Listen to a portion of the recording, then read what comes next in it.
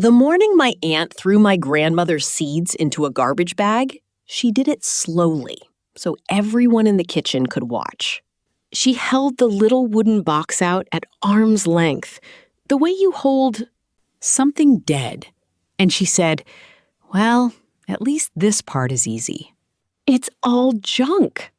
Then she tipped it, and 40 years of small paper envelopes slid off the table and whispered down into the black plastic. I was standing by the sink with a dish towel in my hands, and I did not move. My cousins looked at their phones. My uncle looked at the floor. And on the very top of the pile, before the bag folded shut, I saw one envelope facing up. And across it, in my grandmother's careful handwriting, was a single word I did not understand yet. It said, accession. I want you to understand who I am before I tell you what that word turned out to mean. Because the whole story only makes sense if you know how little anyone in that room expected from me. My name is Nora. I am 34 years old, and I drive a school bus in a small town 2 hours from the coast. I get up at 5, I check my mirrors, I learn the names of every child who climbs my 3 steps, and I bring them home safe. It is not a job that impresses my family. My Aunt Carol has said, more than once, and never quietly, that I am the one who couldn't even keep a real job, as if steering a yellow bus full of somebody's whole world down an icy road is a thing children do. I stopped arguing with her a long time ago. Grandma taught me that some people only hear their own voice, so you may as well save your breath for people who listen. My grandmother's name was Ruth. She lived in a low white farmhouse with green shutters, and behind it, she kept a kitchen garden that did not look like much to anyone driving past. There were no perfect rows, no plastic labels, no bright catalog flowers. There were tomatoes with strange shoulders and beans in colors you never see in. A store, purple and cream, and a deep bruised red. There were squash that looked like they had been carved by hand and left out in the rain. People from town sometimes smiled at it, a little kindly, a little down their nose, the way you smile at an old woman's hobby. They did not know that what grew in that ordinary yard was rarer than anything in their tidy beds. I did not fully know it either. I only knew it was hers, and that being in it with her was the safest I ever felt. Every autumn, we did the same thing, and it was my favorite ritual in the world. When the plants went brown and tired, we would harvest the seeds. We spread them on newspaper on the kitchen table to dry, and the house smelled like dust and sunlight and the inside of a paper bag. Then Grandma would take out her envelopes, the small ones, and a soft pencil, and she would write on each one. Not just the name. She wrote the year, she wrote where the parent plant had come from, sometimes a person's name, sometimes a town I had never heard of. "You always write it down, Nora," she told me, pressing the pencil into my hand when I was maybe 9. A seed with no story is just a thing. A seed with a story is a promise. I thought it was a nice thing to say to a child. I did not know she meant it exactly, and legally, and with her whole life. That clean-out day, the day of the garbage bag, was 3 weeks after her funeral. Aunt Carol had appointed herself the person who handles things, and to be fair, she did handle them, in the way a bulldozer handles a hill. She had a label maker and a schedule and a way of sighing that made you feel guilty for standing in a doorway. She had already sold Grandma's car and given away her good dishes and told the neighbor he could take the porch chairs. "We are not going to be sentimental about clutter," she announced to the kitchen, and everyone nodded. Because Carol nodding at you is easier to survive than Carol turning around. So when she reached the seed box on the windowsill, the small pine box with the worn brass hook, nobody expected me to say anything. I did not. I only watched that one word disappear. Here is the first thing I want you to notice, because I did not notice it at the time. When Carol tipped the box, something stayed behind. Taped inside the lid, curled and yellow, was a small card. I saw the corner of it as she set the empty box down hard on the counter. And I saw a printed line I could not read from across the room. And a phone number in blue ink that had gone soft with age. My aunt did not look inside the lid. She never looked at the inside of anything. She was already moving on to the linen closet, calling over her shoulder that lunch was in 40 minutes and that someone should deal with the bags. I said I would deal with the bags. It was the first useful thing I had said all morning, and Carol waved a hand at me without turning around, glad to have handed me the dirty work. I want to tell you I had a plan. I did not. I only knew that I could not let those envelopes go to the curb inside a knot of plastic and be crushed in a truck on Tuesday. That was my grandmother's handwriting in there. That was every autumn we ever spent, bent over newspaper together. So when the kitchen finally emptied, when I could hear Carol's voice moving down, the hall and my cousins laughing at something on a screen, I knelt on the linoleum by the trash bag, and I opened it as quietly as I could. The smell came up at me at once, that dry paper smell, and my throat closed. I reached in with both hands, and I began to lift the envelopes out, a handful at a time. And I laid them in the empty pine box like I was putting birds back in a nest. They were heavier with meaning than with weight. Cranberry bean, 1994, from Mr. Alvin Pratt, Ridge Road. Yellow pear tomato, 2001, saved every year since Papa. Long pie pumpkin, 1988. Do not let this one die. That last one stopped me cold, kneeling there, on the floor with a garbage bag in my lap. Do not let this one die. She had written it as a note to herself, or maybe to whoever came after. And there, near the bottom, cool and smooth, was the envelope that said accession, and under that word, a string of numbers and letters, printed neat, not in her handwriting at all. HSC-2009-114. I had no idea what it meant. But I knew a code when I saw one, and I knew my grandmother did not put codes on things for no reason. I put that envelope in my coat pocket, against my heart, and I kept it there. I did not sleep well that night in my little apartment over the hardware store, with the seed box on my kitchen table where I could see it. I kept thinking about the card taped inside the lid, so I finally got up at 2 a.m. and peeled it free with my thumbnail, careful not to tear it.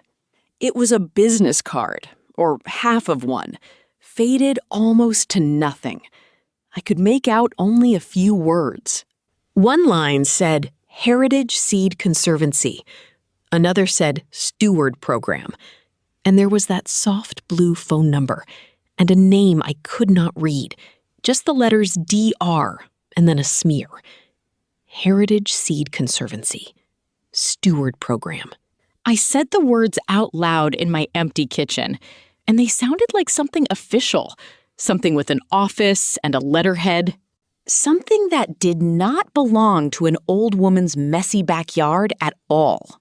And yet here it was, taped where only someone who truly looked would ever find it. I almost did nothing. I want to be honest about that, because I think a lot of people in that kitchen at 2 a.m.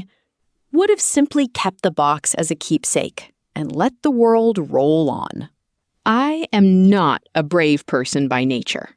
I am a careful person. But I am also stubborn about the people I love.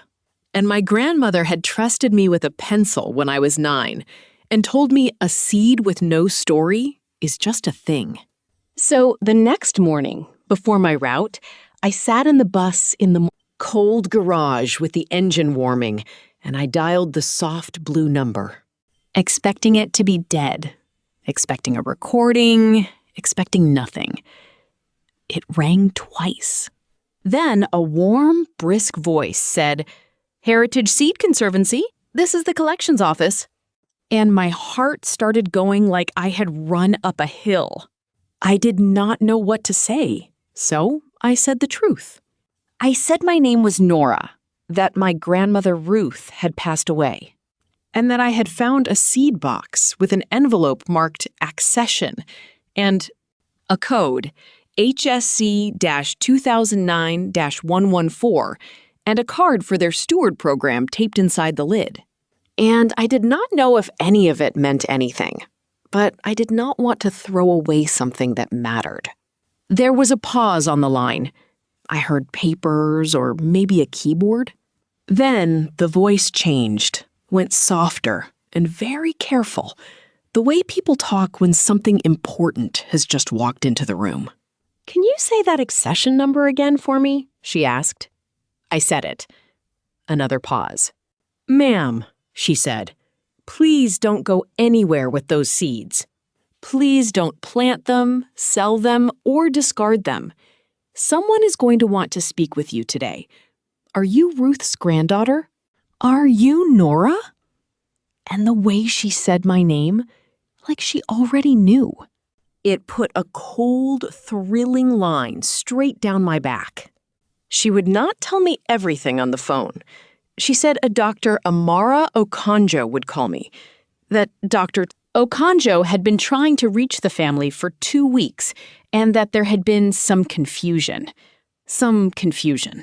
I thought about Carol selling the car and the dishes and telling the neighbor to take the chairs. I thought about Carol saying, "We are not going to be sentimental about clutter," and tipping 40 years into a bag. 2 weeks of the Conservancy trying to reach the family, and no one had said a word to me. I drove my route that day with my hands very steady on the wheel, and my mind roaring. Little Micah in the 3rd row asked me why I was so quiet, and I told him I was thinking about my grandmother, and he told me, with total seriousness, that his grandmother could whistle with a blade of grass. I told him mine could too, and that was almost true, and I nearly cried right there at the stop sign on Elm. While I waited for that call, I did what I always do when my heart is loud. I worked. I drove my afternoon route, and I let the ordinary shape of it hold me together. There is a boy named Theo who sits in the front seat because the motion makes him carsick, and he tells me facts he learns in school, 1 a day, whether I want them or not. That afternoon, staring out at the gray fields, he told me that some seeds can sleep for 100 years in the ground and still wake up and grow if you give them water and light. He said scientists had grown a flower from a seed older than any person alive. I looked at him in the big mirror, and I felt my throat go tight, because it was as if my grandmother had reached down through a 9-year-old boy to remind me what I was holding. I told Theo that was the best fact anyone had ever given me, and I meant it. And he sat back very pleased with himself the whole way home. That night, I could not stop thinking about the words the collections woman had used on the phone. She had said the Conservancy had been trying to reach the family for 2 weeks, and that there had been some confusion. 2 weeks. I kept turning it over. 2 weeks meant they had started calling almost the day after the funeral. So why had no one told me? I am not hard to reach. I have had the same phone number for years. And then, slowly, sitting on my kitchen floor with the seed box, I understood. And the understanding made me cold. Carol had been the one handling things. Carol had been the one collecting the mail from the farmhouse, sorting it, deciding what mattered. If a letter had come from a place called the Heritage Seed Conservancy, addressed to the family of Ruth, Carol would have opened it. And Carol would have decided, in about 4 seconds, that it was junk mail about junk seeds, and thrown it in a bag with everything else. Dr. Okonjo called me that evening. Her voice was lower than the collections woman's, and slower, and she chose her words like she was setting them down on a table one at a time. She told me that my grandmother had not just been a woman with a nice garden. She told me that Ruth had been a registered steward in a regional heritage seed grant program for almost 20 years. One of only a handful of people entrusted to keep certain rare seed lines alive, seeds that no longer existed in any commercial catalog. Some of them the last known living population of their variety. The accession, HSC-2009-114, she said, was one of the most important in the entire program. It had a name. My grandmother's long pie pumpkin, the one she had written, "Do not let this one die," was, in the language of scientists, the sole surviving maternal line of a variety thought extinct since the 1970s. I sat down on my kitchen floor with the phone against my ear, and I put my hand flat on the pine box, like it was warm. Then Dr. Okonjo said the thing that changed everything. She said that under the grant, each steward named a successor, in writing, filed with the Conservancy, a person trusted to continue the collection if the steward died. Grandma Ruth had filed hers in 2019. Dr. Okonjo said she was not permitted to release the name over the phone, that it had to be confirmed in person with identification, that these were legal records tied to public grant money and living genetic material, and they did not take chances. But she said, gently, "I think you already suspect who it is, Nora. Your grandmother wrote a letter with the designation." She said the person would understand what the seeds were for, because that person had been writing the envelopes with her since she was a child. I could not speak. On the table, in Grandma's hand, 100 autumns waited in the dark of that box. She had chosen me. She had made it official. And no one in my family knew, because no one in my family had ever bothered to look inside the lid. I told no one. That was hard. Harder than you might think, because part of me wanted to. March into Carol's tidy house and hold up the envelope and say, "Look! Look what you almost threw away. Look who I am." But I have driven enough winter roads to know that the loudest move is rarely the safest one, and there was still a piece missing. The grant records existed at the Conservancy, but the physical proof, the actual label, envelopes with the accession numbers, the living seeds themselves, those were in my kitchen. Half of them, and the other half, the ones I had not managed to rescue, had gone out with the trash on Tuesday. My stomach turned every time I thought about it. Dr. Okonjo had asked me, very carefully, how much of the collection remained, and I had to tell her the truth. I had saved what I could from the bag, but I could not be sure everything survived. There was a long silence on her end that told me how much that mattered. So I went back. 2 days later, on my day off, I drove out to the farmhouse, which now sat empty and cold, waiting to be sold. I let myself in with the key Grandma had given me years ago, the key Carol did not know I still had. The kitchen was stripped and echoing. And I did something I am not proud of and completely proud of at the same time. I went out to the burn pile behind the barn, where Carol had told my uncle to take the yard trash, and I dug through it with my bare hands in the cold. Most of it was branches and old newspaper, But near the bottom, damp but not destroyed, still knotted inside their black plastic, were the rest of the envelopes. Carol had not burned them yet. She had simply thrown them where things go to be forgotten. I knelt in the ash and the frost, and I lifted them out one by one. And when I found the second accession envelope, HSC-2009-114 written twice, a backup, the way careful people keep backups, I actually laughed out loud, alone, in an empty field, with dirty hands. On the drive home from the burn pile that day, with the rescued envelopes, bagged on the passenger seat and ash still under my fingernails, I let myself remember a thing I had not thought about in years. When I was 12, there had been a dry, terrible summer, and half the garden had died.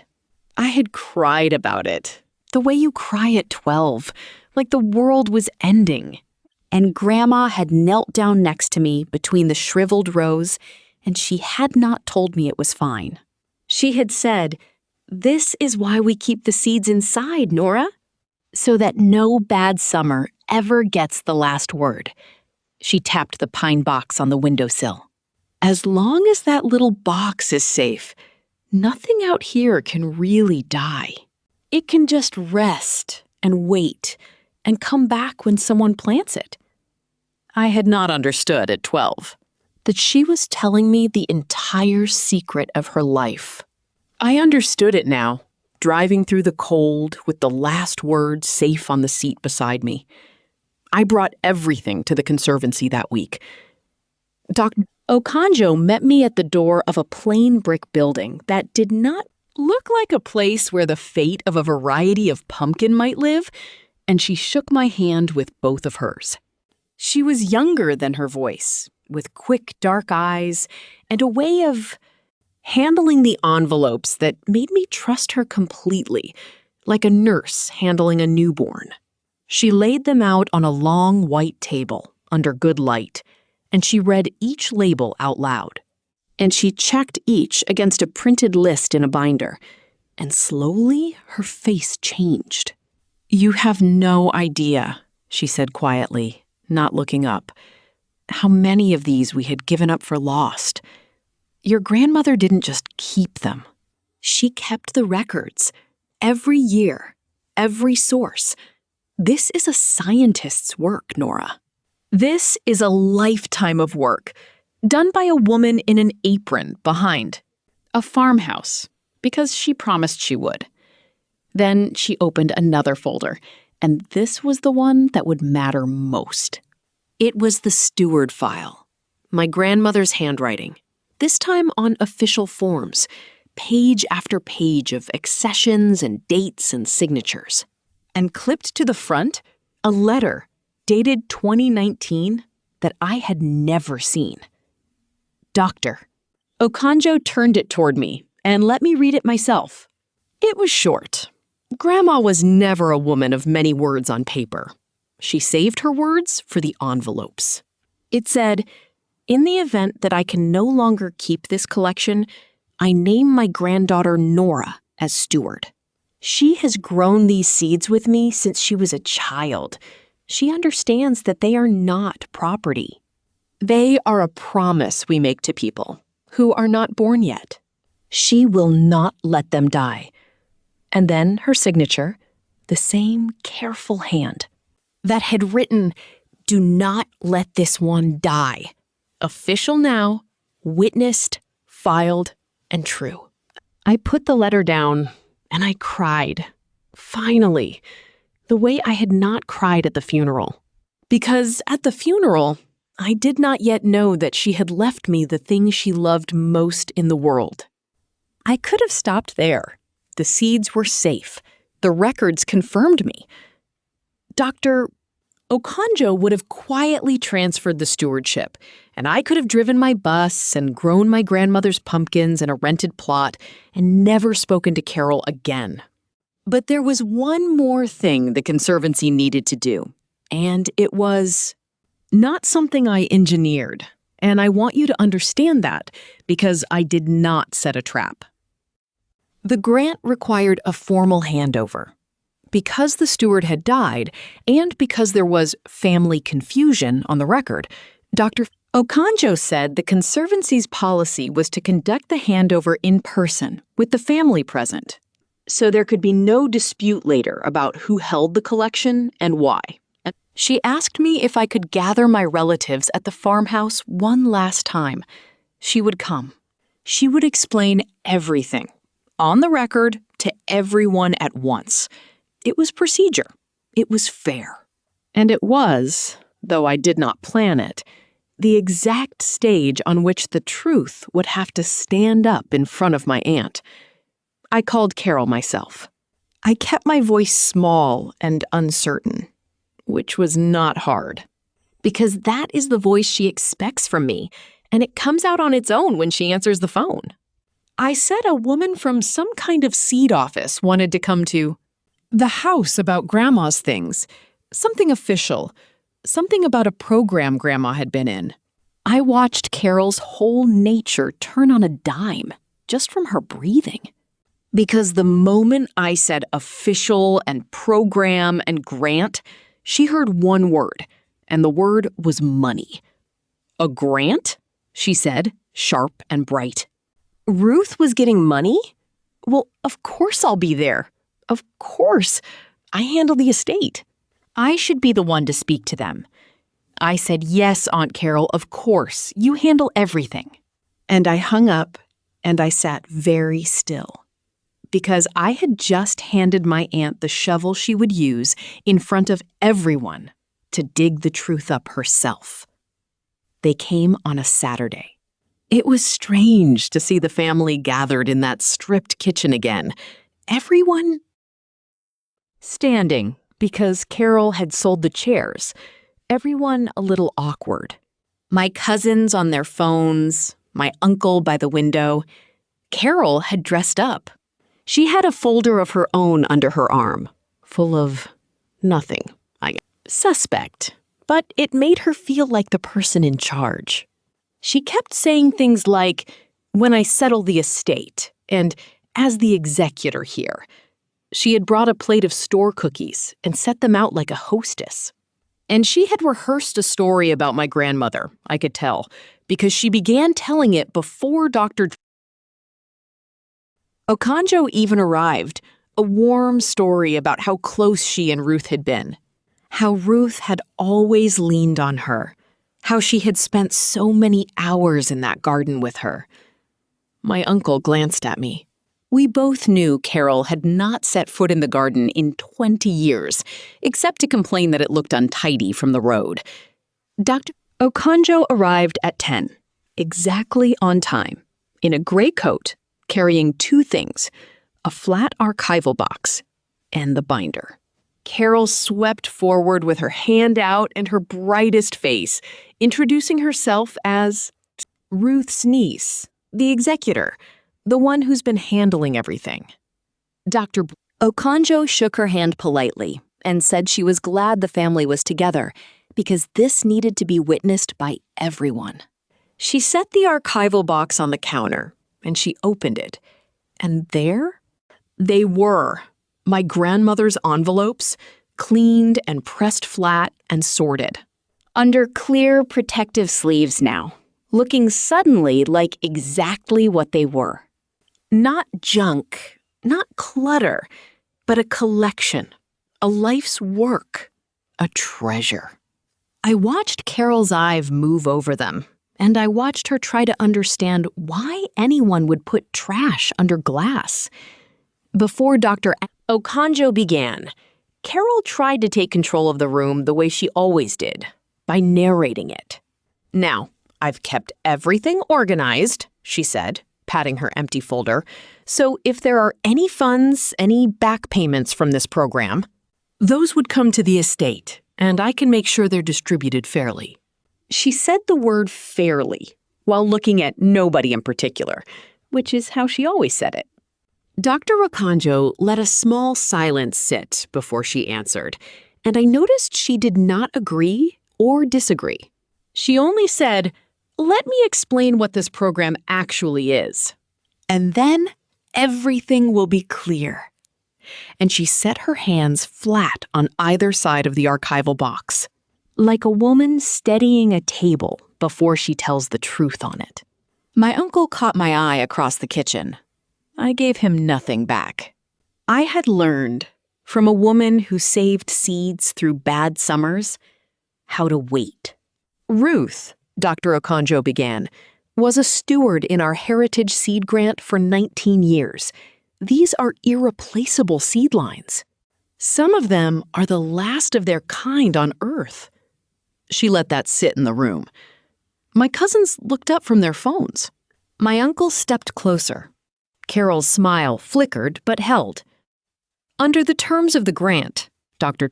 Okonjo went on, each steward names a successor in a legal filing to ensure continuity if they pass. Ruth filed hers in 2019.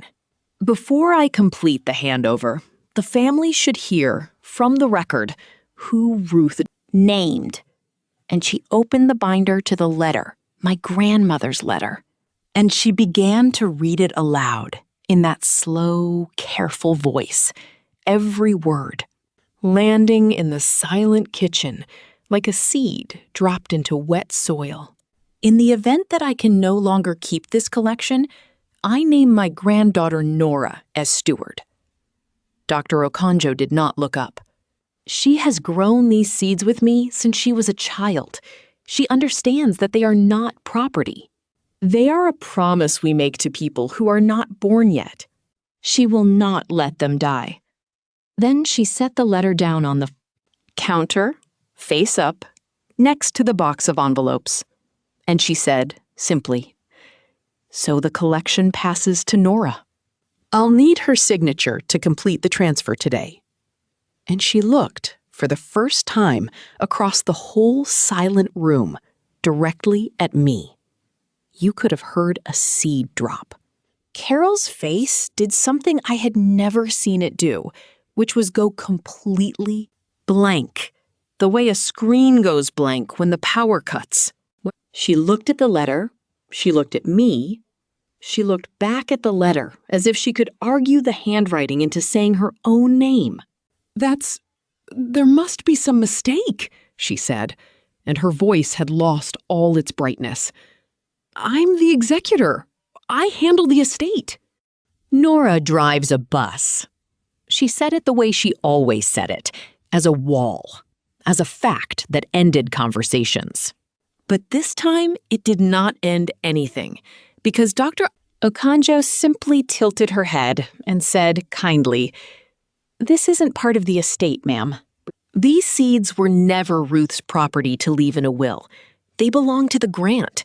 The steward only holds them in trust, and the trust goes to the person Ruth named.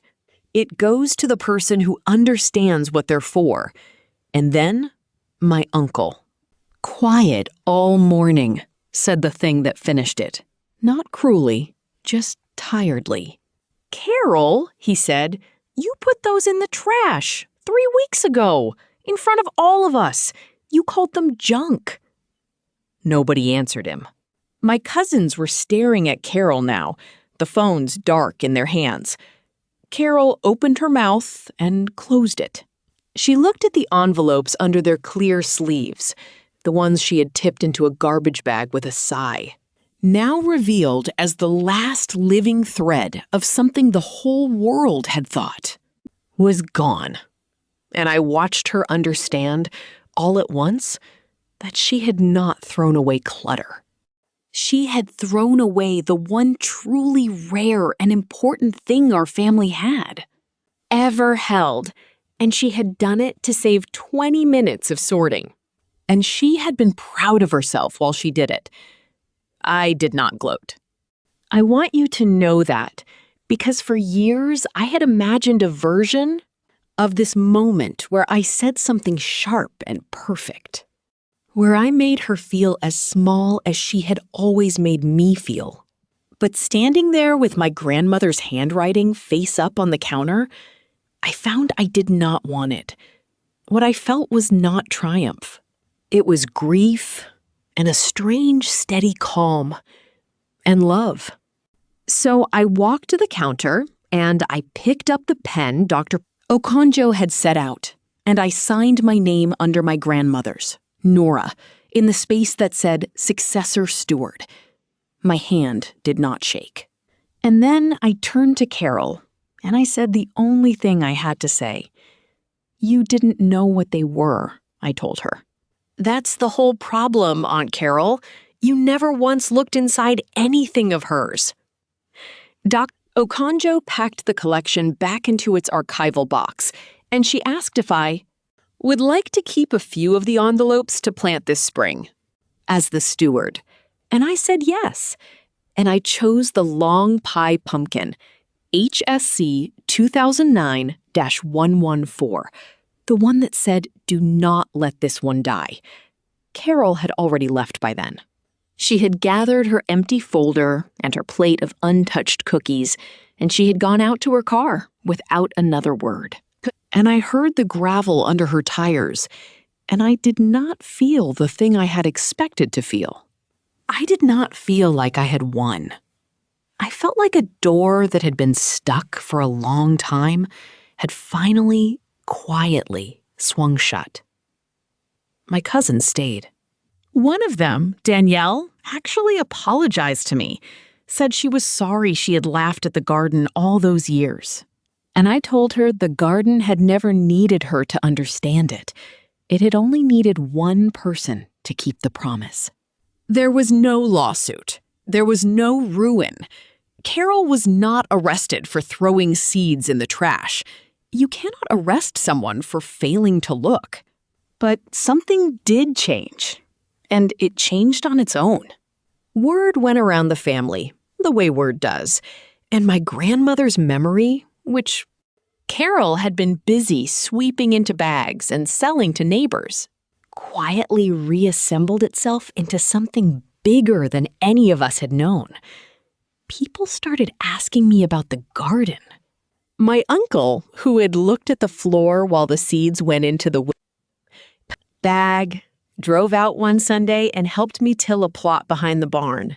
And he did not say much, but at the end he stood looking at the turned earth and said, "She'd like that you're doing this."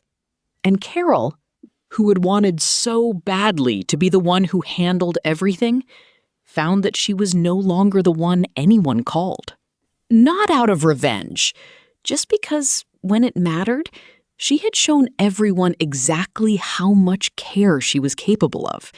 And the answer was none. That first spring, I planted my grandmother's pumpkin in the plot my uncle helped me clear.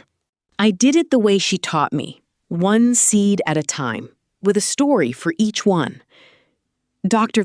Okonjo came out in the summer to see how the vines were doing, and she brought 2 students from the conservancy. And they walked my grandmother's rows the way you walk through a place you have read about, but never expected to stand in. One of them, a girl of maybe 20, crouched by a squash blossom and said, almost to herself, "I can't believe this almost ended up in a landfill." And I told her what my grandmother told me, kneeling by the newspaper with a pencil when I was 9. "A seed with no story is just a thing," I said. "A seed with a story is a promise." She wrote it down in her notebook. That is how promises stay alive. Somebody writes them down, and somebody, someday, bothers to look inside the lid. I still drive the bus. I still get up at 5 and check my mirrors and learn the names of the children who climb my 3 steps. Carol still tells people I could not keep a real job, and I have. Decided that is all right, because I know now that the smallest, quietest jobs are often the ones that carry the whole world home safe. In the fall, when my grandmother's pumpkins came in, heavy and strange-shouldered and orange, as the sun set, I saved their seeds on newspaper on my kitchen table. And the whole apartment smelled like dust and sunlight, and I wrote on the envelopes in soft pencil the year, the source, the promise. Long pie pumpkin, Nora's first harvest as steward, Do not let this one die. And I thought about how close it all came to being gone, tipped into a bag by someone too busy to look, and how the whole thing was saved by a single word on a single envelope that happened to be facing up. So here is what I want to leave you with, wherever you are listening from tonight. People will tell you what is valuable and what is worthless, and most of the time they will be telling you about themselves, not about the thing. My aunt looked at 40 years of my grandmother's life and saw junk, because junk was all she had ever taken the time to see. The world is full of people who tip things into bags with a sigh and feel proud of how efficient they are. Do not let them decide for you what matters. Look inside the lid. Keep the small thing that carries the big story. And if someone you love ever presses a pencil into your hand and tells you a promise, write it down and keep it, even if everyone else in the room is laughing. Because someday the door will knock and the whole truth will be standing on your step, and you will be so glad you did not throw it away.